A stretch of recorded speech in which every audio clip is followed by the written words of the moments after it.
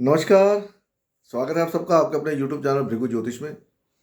आज हम जो बात करने वाले हैं वो बात करने वाले हैं हम केतु का प्लेसमेंट विभिन्न नक्षत्रों के अंदर। विभिन्न नक्षत्र मतलब 27 के नक्षत्र नहीं कन्फर्म करूंगा। 9 ग्रह हैं तो 9 ग्रहों के 3-3 नक्षत्र होते हैं। तो जिस भी नक्षत्र में केतु बैठता है नक्षत्र का एक अपना सिग्निफिकेंस अलग है, लेकिन उस नक्षत्र को ग्रह जो रूल करता है मैं उसके बारे में बताऊंगा आपको कि अगर आपका केतु किस नक्षत्र में बैठा है तो वो आपको कैसा कैसा इन्फ्लुएंस देता है, कैसा कैसा आपकी लाइफ के अंदर वो दिखाता है। केतु क्या है? केतु को लाल किताब के अंदर बॉडी बोला गया है, लड़का, आपका बॉडी, शरीर। सूर्य आत्मा है। सूर्य का कर्म होता है अपने पेंडिंग कर्मों को पूरा करना। सूर्य आत्मा, आत्मा के जो पेंडिंग कर्म होते हैं तभी आदमी इंसान जन्म लेता है धरती के ऊपर अपने उन पेंडिंग कर्मों को पूर्ण करने के लिए। लेकिन उन पेंडिंग कर्मों को पूर्ण करने के लिए उसको क्या चाहिए? बॉडी। तो बॉडी कौन देता है? केतु। तो इसका मतलब यह है कि केतु जहां पर भी बैठता है आपके चार्ट में जिस भी नक्षत्र के अंदर, तो वहां का वो कोई ना कोई पेंडिंग कर्मा बताता है कि आपका ये पेंडिंग कर्मा है, यहाँ पर आपको काम करना है। तो मैं उसके बारे में बताऊंगा कि केतु अगर अपने नक्षत्र में है तो मतलब अश्विनी, मघा और मूला में है। तो केतु अगर वीनस के नक्षत्रों में है तो मतलब भरणी, पूर्व फाल्गुनी और जो पूर्वाषाढ़ उसमें है। तो ऐसे बताऊंगा क्योंकि 27 नक्षत्र कवर करने बहुत लंबा वीडियो हो जाएगा, फिर आप देख पाओ ना देख पाओ। तो अमूमन होता क्या है कि लोग देखते हैं कि मेरा केतु अश्विनी नक्षत्र के अंदर है, चलो अपना सुन लिया, वीडियो बंद कर दी। तो अब किसका किसके नक्षत्र में पता नहीं है ना। तो मैं अगर आपको बेसिकली सीधा सीधा बता दूं तो आपको मोटा मोटा आइडिया हो जाएगा कि मेरे इस नक्षत्र में बैठ के केतु ये दिखाता है, तो मेरे को ये कर्म करना है। कहाँ पर मेरे को कर्म करना है मैं कोशिश करूंगा कि आपको उसका उपाय भी, रेमेडी भी साथ में दे दूं। ऐसे हम बात करेंगे इसके ऊपर। वीडियो कैसी लगी बताइएगा, तो फिर मैं इसके बाद बाकी प्लान ग्रह जो हैं 8 ग्रह रह जाएंगे उसके ऊपर भी मैं वीडियो बना के आपको डाल दूंगा, बता दूंगा। तो करना क्या है, आपको सिर्फ चेक करना है, बताना है कि आपके चार्ट में काम करता है या नहीं करता। नहीं करता तो फिर हम इसके ऊपर वीडियो नहीं बनाएंगे आगे। अगर काम करता है तो हम इसको पूरी सीरीज को लेके चलेंगे, अलग अलग ग्रह का अलग अलग नक्षत्रों में क्या रोल होता है। ठीक है, वैसे आपको इसी वीडियो से आइडिया हो जाएगा। तो जैसे मैंने बताया आपको कि केतु क्या पेंडिंग कर्मा, आत्मा बॉडी में निवास करती है। तो केतु केतु अगर अपने ही नक्षत्र में बैठा हो, यानी कि अश्विनी में हो, मघा में हो या मूला में हो, तो ये दर्शाता है कि आपके अंदर थोड़ी ईगो की संभावना रहेगी। ईगो, क्योंकि ऑनेस्टी है, घूमना फिरना पसंद करेंगे आप, यहाँ वहाँ जाना पसंद करेंगे, किसी से ना मिलना, अपनी नॉलेज किसी को ना देना, नॉलेज को एक्वायर करके रखना, बताना नहीं किसी को कि मेरे को इतनी नॉलेज है। और नॉलेज पाने के लिए आप किसी भी हद तक जा सकते हैं अगर केतु अपने ही नक्षत्र में बैठा हुआ है तो यहाँ पर आपका पेंडिंग कर्म ये दर्शाता है कि आपको जो नॉलेज मिली है उसकी अगर उससे अगर किसी का भला हो सकता है तो आपको करना चाहिए। केतु को शांति मिलती है। अपने ईगो को थोड़ा सा कम रखें, क्योंकि ईगो क्यों होती है? क्योंकि ऑनेस्टी, ईमानदारी होती है इन लोगों के अंदर अपने प्रति। अश्विनी नक्षत्र है तो अपने स्पाउस के प्रति, अपनी नॉलेज के प्रति, बच्चों के प्रति ईमानदारी होती है। इसलिए ये लोग, जब ईमानदार आदमी कभी घूस नहीं लेता। अब ईमानदार का मतलब आप किसी भी मायने में ले सकते हो। आप घर के प्रति ईमानदार हो, बिजनेस के प्रति ईमानदार हो, अपने स्पाउस के प्रति ईमानदार हो, अपने भाई बहनों के प्रति ईमानदार हो, किसके प्रति ईमानदार हो, तो वहां पर आप घूस नहीं लेते। जब आप घूस नहीं लोगे तो आपको बदनाम कर पाना बहुत मुश्किल है, क्योंकि आपको पता है कि ईमानदार आदमी को बदनाम करना बहुत मुश्किल होता है, क्योंकि वो घूस लेता ही नहीं, उसके ऊपर उंगली उठाना बहुत मुश्किल है। तो ये केतु दिखाता है अपने ही नक्षत्र के अंदर कि आपका ऐसा रहेगा। अगर आप नॉलेज के लिए कुछ ना कुछ करते भी हैं तो वो किसी को पता ही नहीं चलेगा कि आपने कुछ ना कुछ किया है। आप इस तरीके से करोगे, लेकिन नॉलेज जरूर कुछ ना कुछ आप वहां पर ऊपर नीचे करते हो नॉलेज के चक्कर में। ठीक है, तो ये था केतु अपने ही नक्षत्र में। अब केतु आ गया वीनस के नक्षत्र में, यानी कि भरणी में, पूर्व फाल्गुनी और पूर्व आषाढ़ा में। तो केतु अगर वीनस के नक्षत्र में आ गया तो वीनस क्या है? आपकी शादी का कारक है, पैसे का कारक है, फैमिली का कारक है। तो यहां पर आपको तकलीफ देगा, शादी में तकलीफ दे सकता है। जैसे अगर किसी मेल का है तो उसको अपनी वाइफ से दिक्कत हो सकती है, वाइफ की वजह से उसकी लाइफ में परेशानी आ सकती है शादी के बाद। या ये हो सकता है कि कोई किसी गर्लफ्रेंड की वजह से, किसी बॉयफ्रेंड की वजह से आपकी लाइफ में ट्रांसफॉर्मेशन हो सकती है। पैसे का जो इनकमिंग है, जब फैमिली का माहौल थोड़ा ऊपर नीचे रह सकता है। यहाँ पर आपको हो सकता है कि आप अपने दम के ऊपर जो करना चाहते हैं वो करें, किसी का सहायता ना लें। कभी कभी इस वजह से भी आपको दिक्कत आती है। हो सकता है आप ये भी हो सकता है कि आप अपनी मैरिज को अपने तरीके से चलाने की कोशिश करें कि मैरिज जैसे मैं चाहता हूँ वैसे, क्योंकि आपका इंटेंट अच्छा है। तो कभी कभी क्या होता है कि इस वजह से, हमारी ईमानदारी की वजह से, या हमारी ईगो उसमें मैंने आपको बताया कि जिस ईगो इसलिए क्योंकि आप ईमानदार हो, तो कभी कभी पार्टनर को पसंद नहीं आती कभी, क्योंकि ये दुनिया कैसी है आपको पता है, झूठ पे चलने वाली दुनिया, कभी कभी झूठ बोलना पड़ता है। तो इसी वजह से परेशानी होती है, क्योंकि आप सत्य क्यों बोलते हो, झूठ क्यों नहीं बोलते। कभी कभी झूठ बोल भी दिया करो और किसी का फ़ायदा होता है, तो ये लोग नहीं बोल पाते, जिस वजह से इनको फाइनेंस में, फैमिली में दिक्कत होती है, मैरिड लाइफ में इशू रहता है। लेकिन इनको चाहिए कि यहाँ पर अगर थोड़ा बहुत करना पड़े तो करना चाहिए, एडजस्टमेंट करनी चाहिए, क्योंकि बिना एडजस्टमेंट के दुनिया, आपकी शादी नहीं चलती। शादी के लिए जो है सेटलमेंट, समझौता जरूरी है, और लेकिन केतु समझौता करता नहीं। सबसे बड़ी बात यह है, बोला मेरे को समझौता करना ही नहीं। एक बात और आपसे और बताना चाहता हूँ कि आने वाला जो मेरा वेबिनार है 20 तारीख को, उसमें मैं मोड ऑफ डेथ तो कंफर्म बताने वाला हूँ आपको। एक बात और बताने वाला हूँ, आप सबको पता है कि डिज़ायर का हाउस कौन सा, सबको पता है। सब बोलते हैं 11वां हाउस जो है, 11th हाउस जो है, फुलफिलमेंट ऑफ डिज़ायर्स है। लेकिन मैं कहता हूँ कि वो डिज़ायर्स का घर नहीं है। क्यों नहीं है, उसका आपको एक छोटा सा लॉजिक दे देता हूँ, आप समझ जाओगे। आप देख लो किसी भी लगन के अंदर, अब डिज़ायर क्या होती है कि डिज़ायर सोची और मिल गई। किसी भी लगन के अंदर 11वां घर का जो लॉर्ड है वो हमेशा हमेशा लगन लॉर्ड का दुश्मन रहेगा। किसी भी लगन के अंदर देख लो, किसी भी लगन में दुश्मन रहेगा वो। तो अब आपकी इच्छाएं आपकी दुश्मन, तो क्लासिक बोलते हैं या हमारे वो बोलते हैं जो वेद है, जो हमारे ग्रंथ वगैरह हैं, कि आपकी इच्छाएं ही आपके दमन का कारण बनेगी। लेकिन इच्छा छोड़ी तो नहीं जा सकती, बेशक दमन का कारण बनेगी। देवी देवता सब जितने भी हैं, सब इच्छाओं के वशीभूत हैं। तो अब आपको ये तय करना है कि आपको वो सीक्रेट सूत्र चाहिए कि 11वां घर नहीं है, तो फिर कौन सा घर है। मैं आपको उसका प्रॉपर लॉजिक दूंगा, ये भी बताऊंगा कि क्यों 11वां घर आपकी डिजायर का घर नहीं हो सकता। मेरे पास प्रॉपर लॉजिक है, आपको दूंगा। कौन सा घर है ये भी दिखाऊंगा, ये भी बताऊंगा। उम्मीद है कि अगर आप सीखना चाहते हैं, ऐसे बहुत से सीक्रेट है जो कोई भी नहीं बताता आपको, ऐसे बहुत से सीक्रेट मैं आपको दूंगा आपके अपने आने वाले कोर्सों के अंदर। लेकिन ये इसको मैंने इसमें ऐड ऑन कर दिया कि 11वां घर फुलफिलमेंट ऑफ डिजायर्स का नहीं है।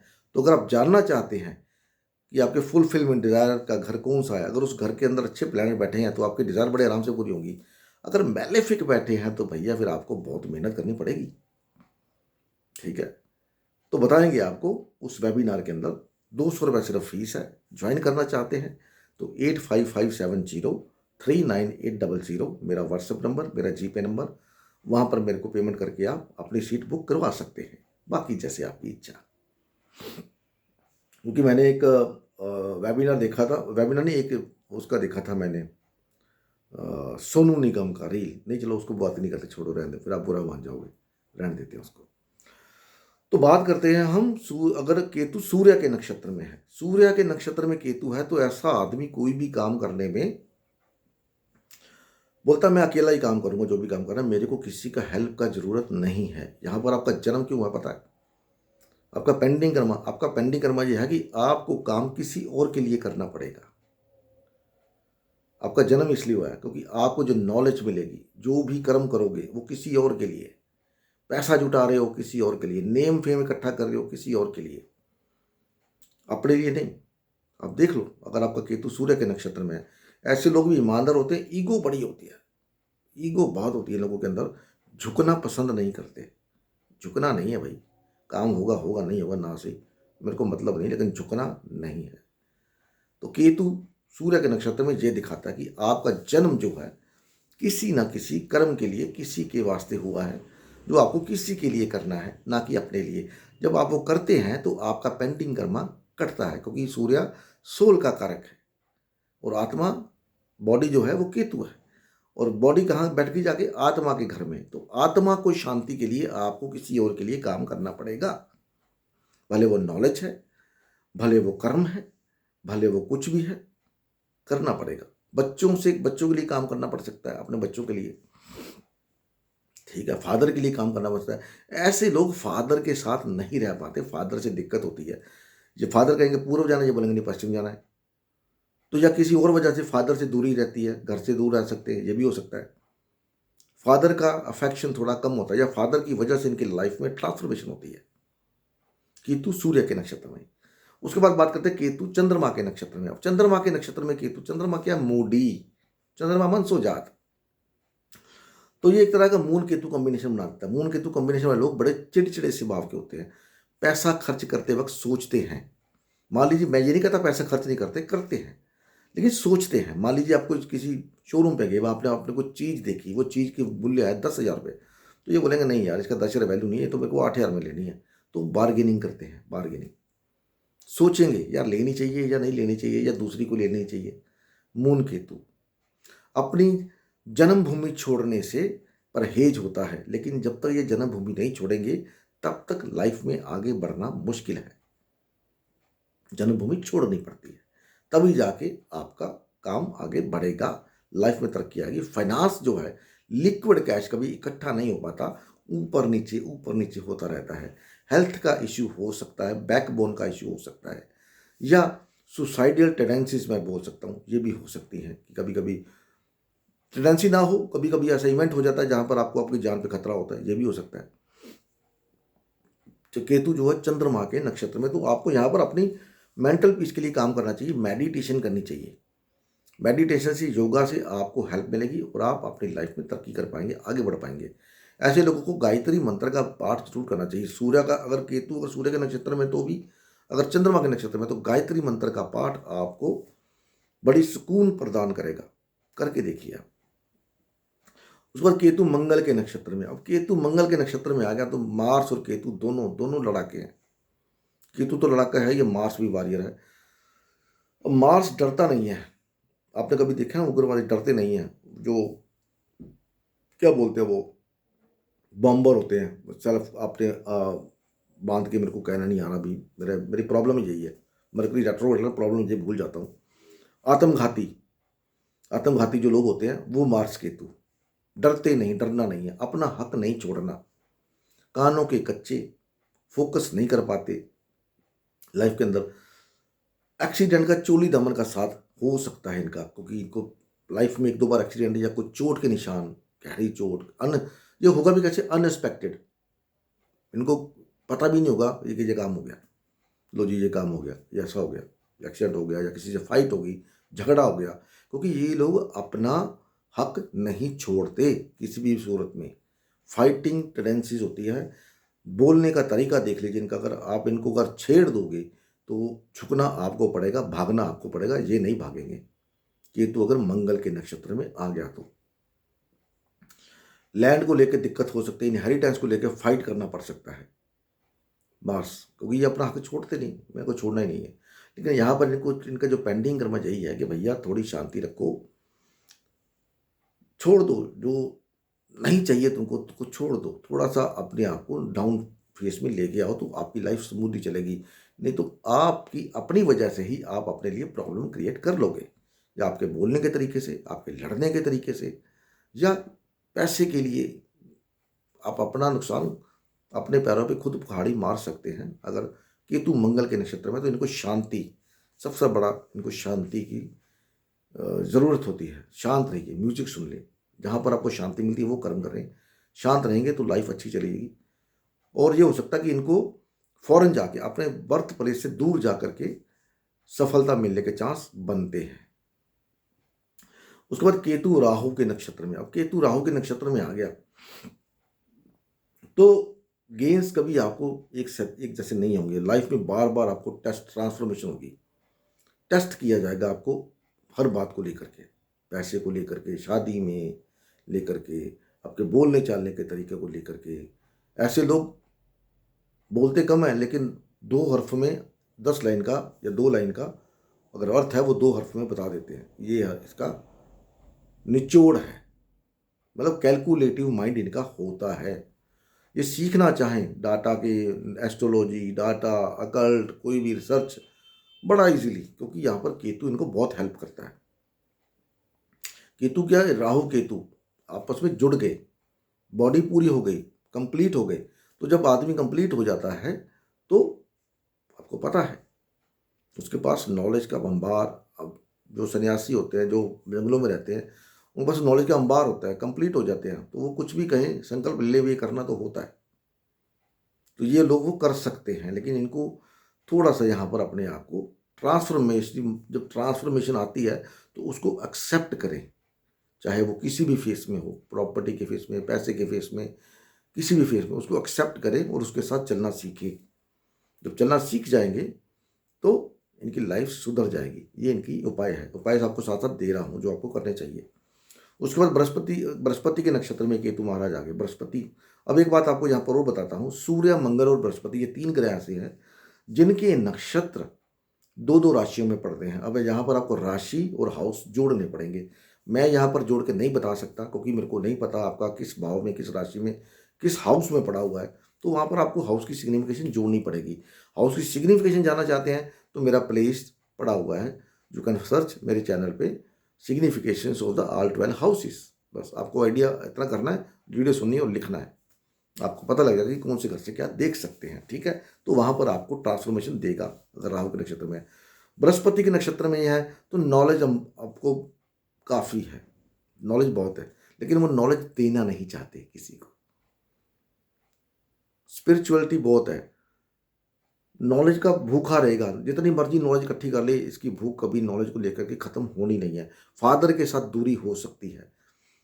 बड़ी पढ़ाई अगर करी है, हाईएस्ट डिग्री कोई करी है, तो हो सकता है वो आपके काम आए ना, ये हो सकता है, मैं ये बोलता हूँ। क्योंकि कोई आजकल का दौर ऐसे लोग 2-2 3-3 डिग्री कर लेते हैं, चलो ये भी कर लेते हैं, ये भी कर लेते हैं, लेकिन हो सकता है काम कोई नहीं आती, काम कोई करते हैं, कर ली इंजीनियर, काम कुछ टीचिंग का कर रहे हैं, कर लिया कुछ और, कर कुछ और रहे हैं। तो यहाँ पर ये दर्शाता है केतु बृहस्पति के नक्षत्रों के अंदर, या फिर आप एक काम छोड़ के सडनली कोई दूसरा काम शुरू कर देंगे, दूसरी नॉलेज लेनी शुरू कर देंगे। मान लो आप एस्ट्रोलॉजी कर रहे हो, एस्ट्रोलॉजी में आप क्या कर रहे हो, वैदिक पराशरी एस्ट्रोलॉजी सीख रहे हो, एकदम सबका मूड बदलेगा, नहीं यार छोड़ो केपी सीखते हैं, तो केपी में चले जाओगे।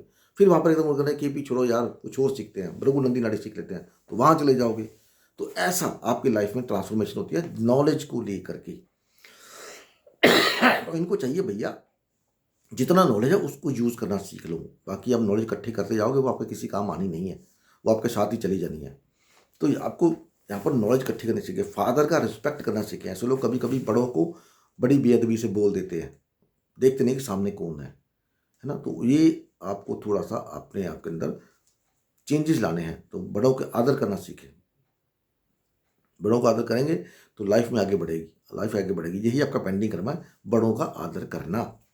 ठीक है, नॉलेज को लेकर के ज़्यादा वो मत होना, क्या मतलब फिर भूल गया, देखा, नॉलेज को लेकर भी ये मेरे को ये भी चाहिए, वो भी चाहिए। अगर आपने पराशरी कर ली या डाटा का कर लिया या कुछ और कर लिया तो उसी के ऊपर अडिग रहे, ये नहीं कुछ वो छोड़ के कुछ और शुरू कर लिया, तो आप ना यहाँ के रहेंगे ना वहाँ के रहेंगे। तो एक नॉलेज, एक लाइन को पकड़ के चले, कुछ भी पकड़ ले।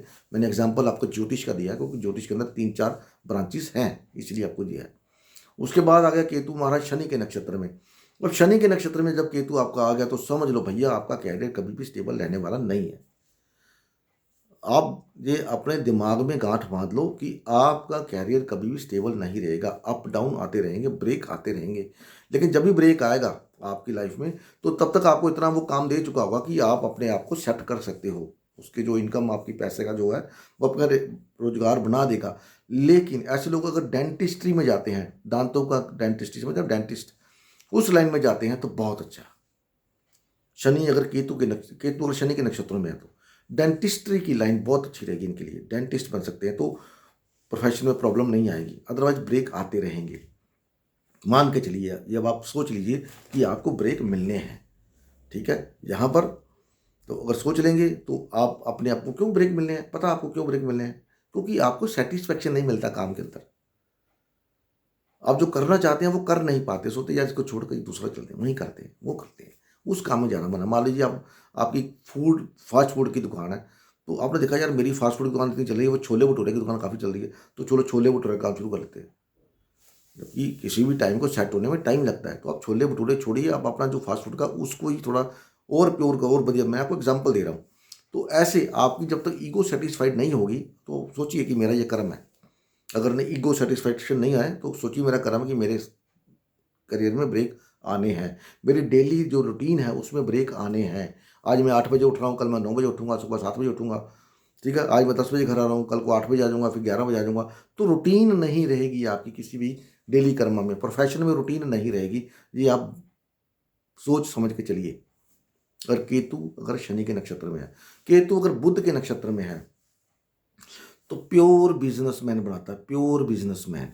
घाटा खाने वाले कभी नहीं बनेंगे, कभी भी नहीं। जिंदगी में घाटा पड़ जाए वो एक अलग बात है, गलती इनकी गलती से, लेकिन घाटा बिजनेस में कभी नहीं खाएंगे। दिमाग बहुत तेज होता है, बुद्धि बहुत तेज होती है, कैलकुलेटिव माइंड होता है, कैसे कैसे कैसे कैसे क्या करना है, इसमें कितना घाटा, इसमें कितना नफा। बुध के नक्षत्र में अगर केतु बैठा हो, माइंड, ये लोग एस्ट्रोलॉजी सीखना शुरू कर, एस्ट्रोलॉजी सीख ले, एकल्ट का कोई काम सीख ले, इनको बड़ी इजीली आ जाएगा, क्योंकि इनको माइंड में फ्लैश होते हैं, सोचते हैं, इनको पता लग जाता है कि शायद ये होने वाला है, आइडिया हो जाता है इनको। बुध अगर केतु अगर बुध के नक्षत्र में है तो, क्योंकि बुध आपकी बुद्धि है। बुध क्या है? आपका पेंडिंग कर्मा। बुध क्या है? आपका सबकॉन्शियस माइंड, जिसमें आपके पुराने जन्मों के कर्मा स्टोर्ड है। और आके वहां पर केतु बैठ गया, जो कि आपके पेंडिंग कर्मा का कारक है, बॉडी है। तो आपकी लाइफ में ट्रांसफॉर्मेशन भी आएंगी, सिबलिंग की वजह से आ जाए, पड़ोसियों की वजह से आ जाए, बहन बुआ बेटी की वजह से आ जाए। हो सकता है आपकी कोई बहन हो, कोई बुआ हो, तो उनकी लाइफ अच्छी नहीं होगी, देख लो, आपको पता लग जाएगा अगर ऐसा है तो इसका मतलब आपको उनकी हेल्प करनी है, ये कर्म आपको मिला है। बच्चियों की हेल्प करनी, छोटी कन्याएं, उनकी हेल्प करनी है। तो जितने जितने आप करते जाएंगे, आपका जो कर्म मिला है वो करता जाएगा, आप लाइफ में आगे बढ़ते चले जाओगे। ज्योतिष सीखना चाहते हैं, सबसे बढ़िया कॉम्बिनेशन है केतु बुध के नक्षत्र के अंदर। आप वो चीज़ें ढूंढ के ला सकते हो जो अभी तक किसी ने बताई ही नहीं। जैसे मैं आपको बोलता हूँ कि यार मेरा भी केतु के नक्षत्र में तो नहीं है बुध, लेकिन कोई ना कोई कॉम्बिनेशन है।